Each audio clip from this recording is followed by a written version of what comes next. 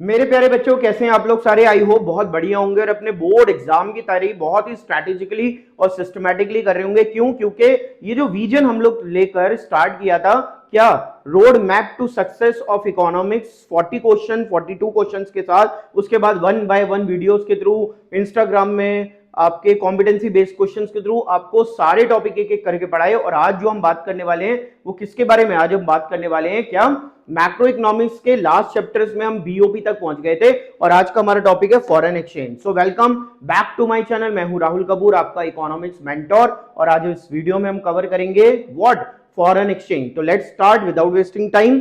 बच्चों, सबसे पहली बात कि फॉरेन एक्सचेंज चैप्टर में नाम पहले क्लियर करो कि सर फॉरेन एक्सचेंज क्या है। तो फॉरेन एक्सचेंज, एक्सचेंज का मतलब यहां पे मतलब क्या है?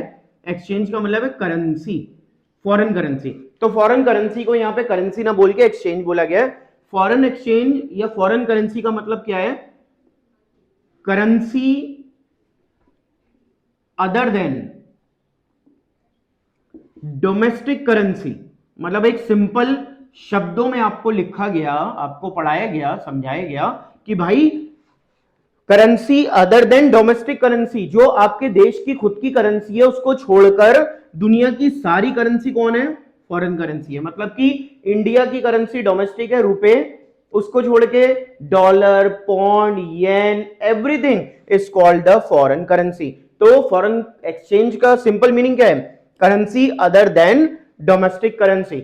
अब सोचने वाली बात यह है कि भाई इंडिया के लिए डॉलर फॉरेन करेंसी, डॉलर वालों के लिए इंडियन रुपए फॉरेन करेंसी। मतलब फॉरेन करेंसी मतलब अदर देन दी डोमेस्टिक करेंसी। अब बात उठती है कि हम अगर फॉरेन कंट्रीज में घूमने जाएं, पढ़ने जाएं, मेडिकल पर्पस से जाएं, किसी भी पर्पस से जाएं, तो हमें वहां की करेंसी में क्या करना पड़ेगा? पेमेंट करनी पड़ेगी। So we need their currency, हमें उसकी करेंसी चाहिए। तो मैं इंडियन रुपीस को एक्सचेंज करूंगा डॉलर्स में। तो बात उठी कि सर हम उसको किस बेस पे करेंगे?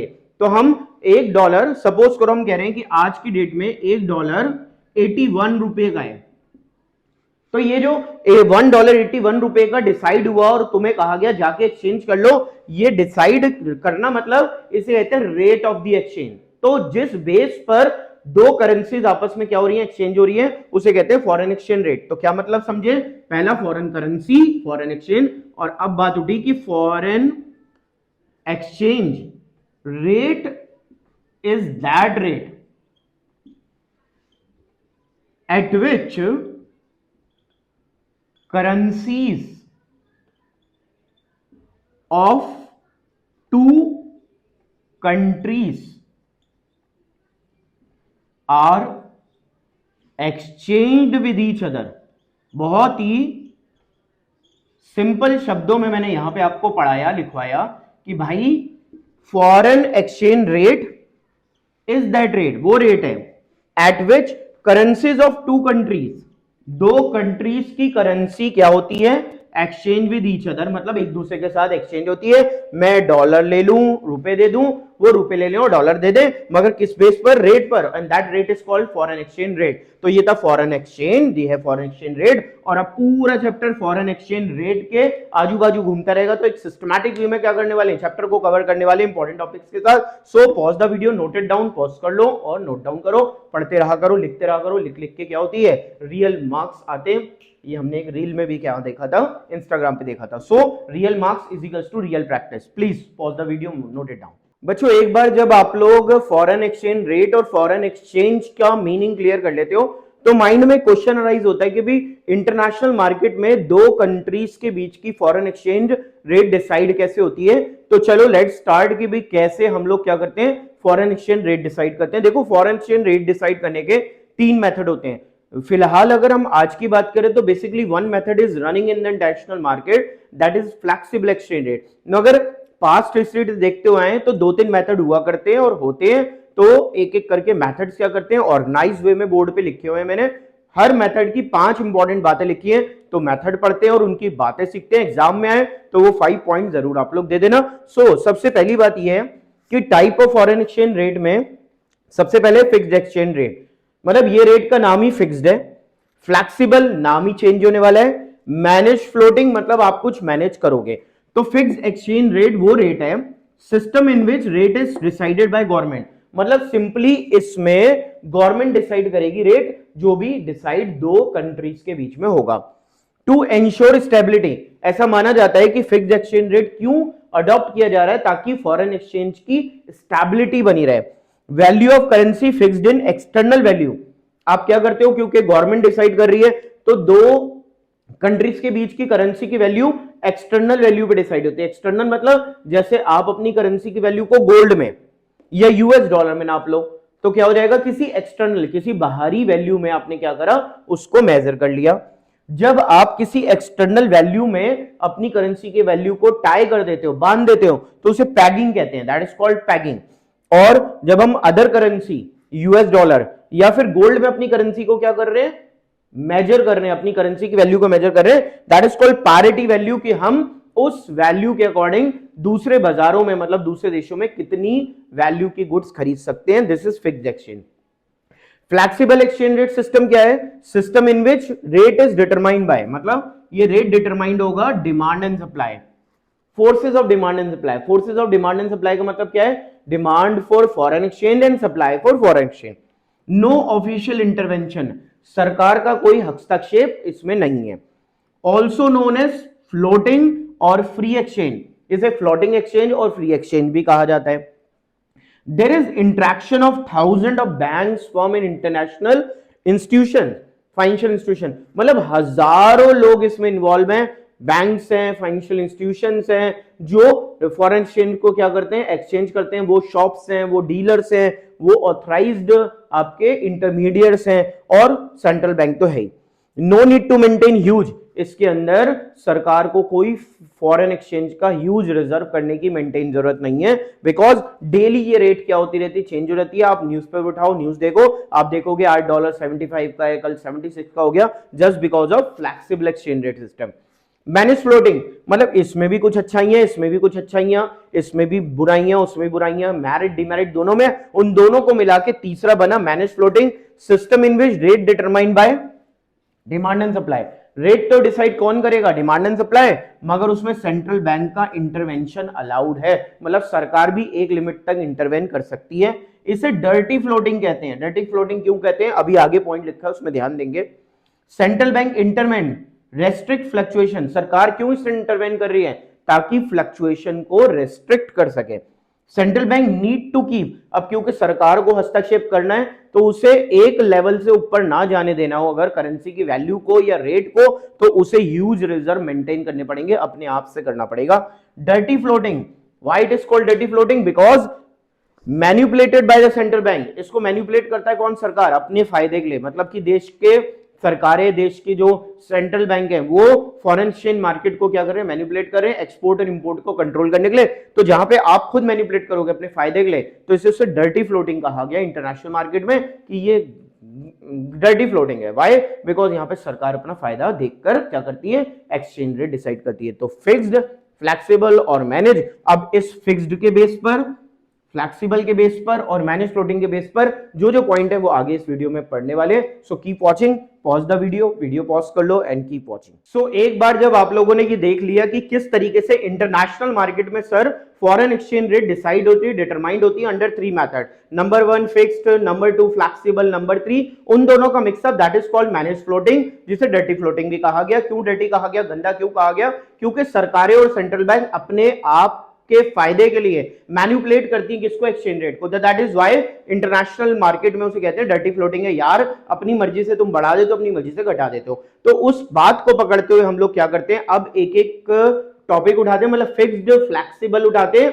और पढ़ते हैं कि सर होने क्या वाला है। तो उसको पढ़ने से पहले जरा ध्यान से बात को समझना। यहां पे दो बातें मैं आप लोगों को सिखाने वाला हूं। क्या, सपोज करते हैं हम रेफरेंस पॉइंट के लिए कि $1 इक्वल टू 81 रुपए।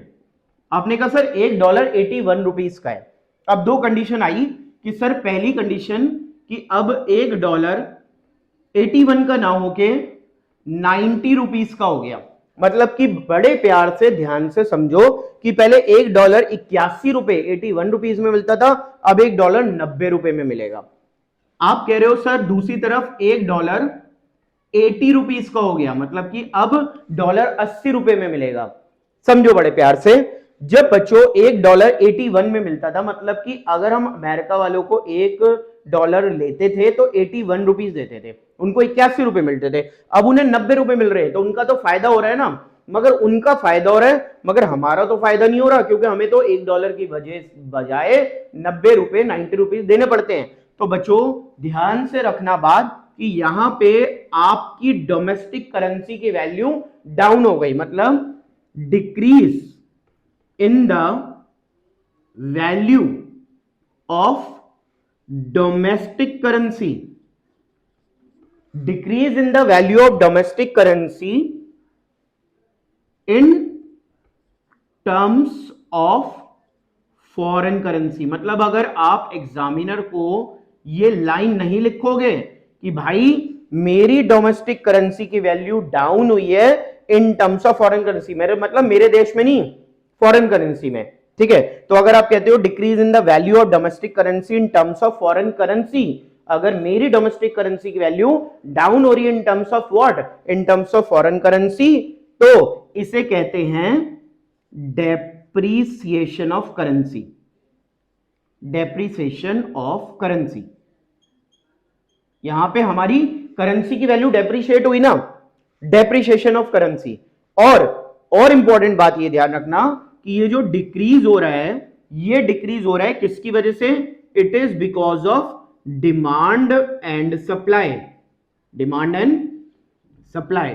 तो थोड़ा सा कनेक्टिविटी बनाओ कि सर जब डोमेस्टिक करेंसी की वैल्यू डाउन हो रही है फॉरेन करेंसी की रिस्पेक्ट में, और हो किसकी वजह से रही है, due to demand and supply, तो इसका मतलब सर ये पूरी की पूरी चीज अंडर किसके होगी, ये होगी फ्लेक्सिबल मेथड। कौन से मेथड के अंदर होगी, फ्लेक्सिबल मेथड। तो बड़े प्यार से अब जोड़ दो ताना बाना कि under the flexible system when decrease in the value of the domestic currency in terms of, जब हमारे देश की डोमेस्टिक करेंसी की वैल्यू फॉरेन करेंसी के टर्म्स में क्या हो जाती है, डाउन हो जाती है, because of demand and supply, this is called depreciation. अच्छा कोई दूसरा मेथड भी था, यस सर फिक्स मेथड भी था, मतलब कि अब की बार डिक्रीज इन द वैल्यू नहीं, थोड़ा सा फर्क करो, डिक्रीज इन द प्राइस, यहां पे वैल्यू की जगह क्या वर्ड आ गया, price of domestic currency, domestic currency, decrease in the price, दोनों में फर्क आ गया ना। बड़े प्यार से यहां पे पढ़ाया जाता है, सिखाया जाता है, एक एक शब्दों पे गौर करके पढ़ने वाला होना चाहिए आप लोग। 1.5 महीने से अगर जो पढ़ रहे, और नो डाउट उन लोगों को अपने प्री बोर्ड में फर्क दिखा होगा। Decrease in the price of domestic currency, वहां वैल्यू था, यहां प्राइस है, इन terms of foreign currency, in terms of foreign currency, किसके द्वारा, बाय गवर्नमेंट या central bank.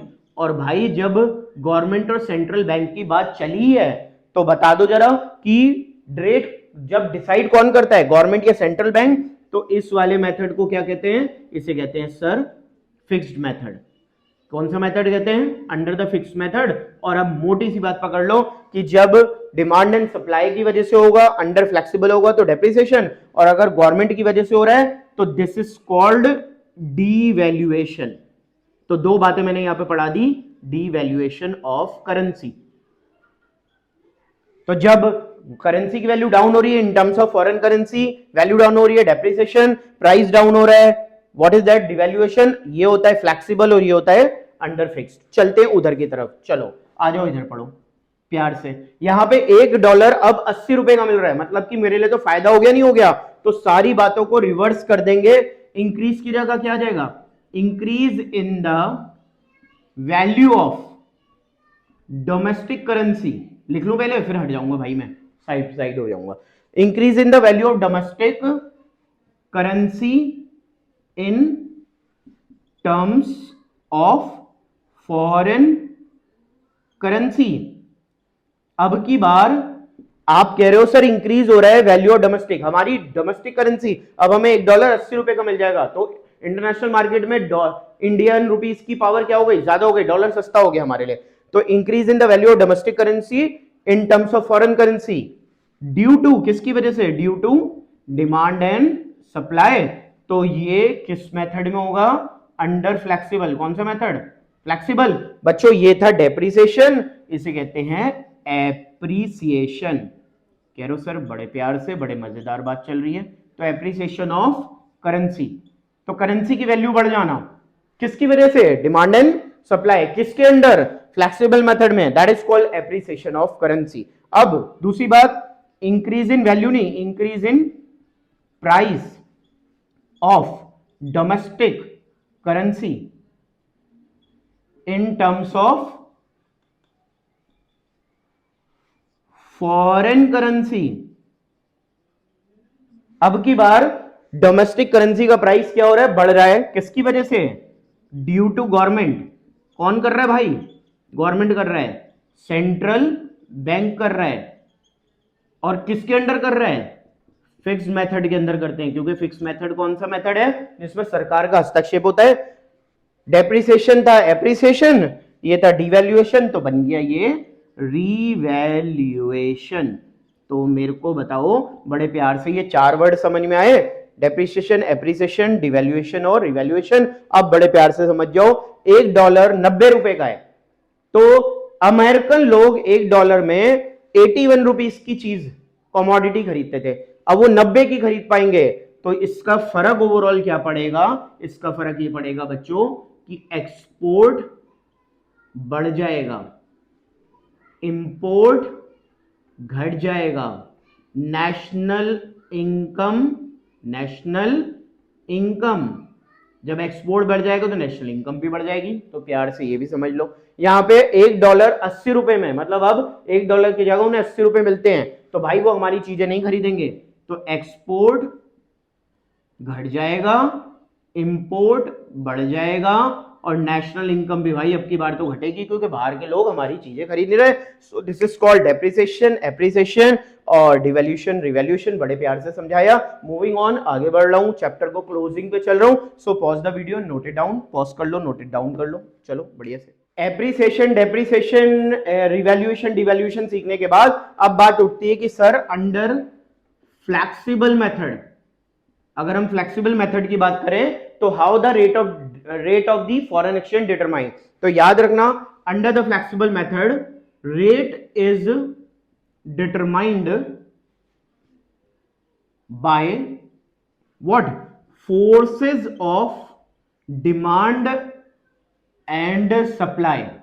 Forces of demand and supply, forces of demand and supply of commodity नहीं, forces of demand and supply of foreign exchange. मतलब कि जहां पर foreign exchange की demand ज्यादा या फिर डिमांड कम, या सप्लाई ज्यादा या सप्लाई कम, नहीं, जहां पे वो दोनों एक दूसरे के बराबर होंगे। तो under the flexible method rate is determined by forces of demand and supply, mean where demand is equals to supply. तो आप लोगों ने बड़े प्यार से लिखना है कि sir the rate is determined under the flexible method by the forces of demand and supply, and where the demand for foreign exchange and supply of foreign exchange are equal to each other, this is called equilibrium of the foreign market, and the rate determined is called the equilibrium rate. Diagram के through सीखो जरा। यहां पे क्या ले लो? Demand, और यहां क्या ले लो? सप्लाई। मतलब on X axis supply, on Y axis demand.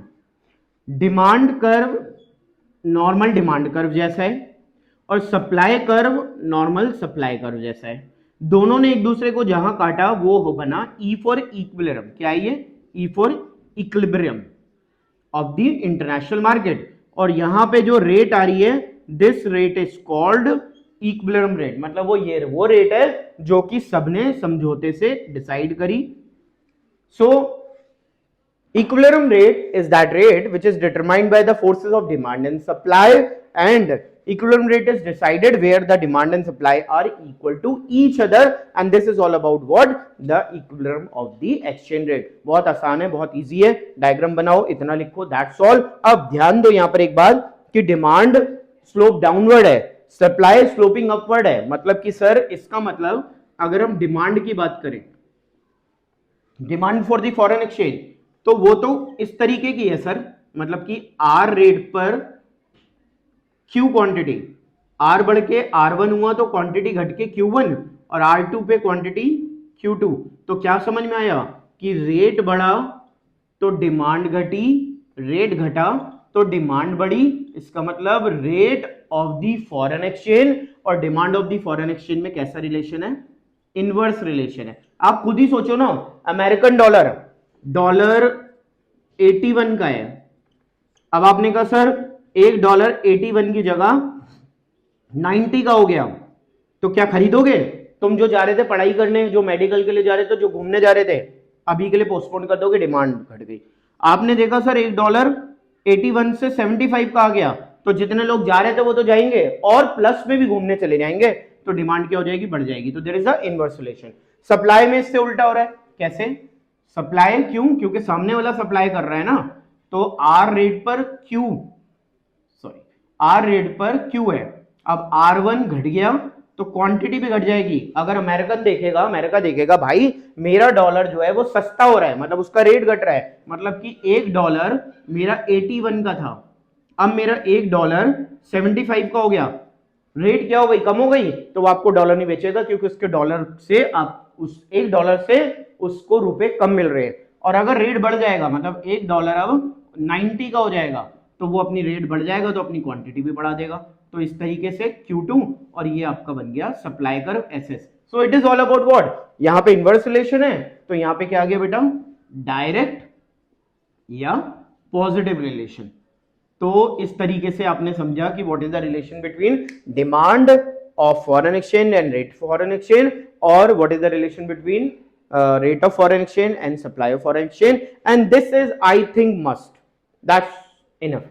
ये चैप्टर के अंदर इतना काफी है, क्योंकि ये पूरा यूनिट बीओपी और व्हाट बीओपी और फॉरेन एक्सचेंज मिला के 6 मार्क्स का भाई। तो मैं क्योंकि road map to success of class 12th economics, जिनको हाथ पकड़ के चलना और लाने हैं कितने 80 आउट ऑफ 80, उनको करा रहा हूं सिर्फ कितने 42 क्वेश्चन, जो बैक टू बैक चैप्टर्स में आ रहे हैं। अगर अभी भी वीडियो उठा के नहीं देखी है तो सारी वीडियोस डल चुकी है मैक्रो की, जाओ और वीडियो को देखो और grab your topics here in the long videos. और शॉर्ट वीडियोस के लिए भी यूट्यूब पे आप देख रहे हो कॉम्पिटेंसी बेस्ड क्वेश्चन है, और आपके देश सेट भी बहुत सारे लॉजिकल क्वेश्चन जो हैं वो डले हुए हैं। इंस्टाग्राम पे आप फॉलो करिए, वहां पर आपके competency based question around 20-25 question बहुत होते हैं, पूरा सिलेबस कवर होता है। किसी चैनल पे इतने कॉम्पिटेंसी बेस्ड क्वेश्चन नहीं मिलेंगे आपको देखने के, जितने यहाँ पर मैंने आपको इंस्टाग्राम और यूट्यूब पे करा दिए हैं, मतलब कि 80 आउट ऑफ 80 लाने के लिए। So watch the video, noted down, pause the video, noted down, और वीडियोस को देखते रहिए और नेक्स्ट वीडियो का वेट करिए। अब हम नेक्स्ट वीडियो बात करेंगे किसकी? इंडियन इकोनॉमी की,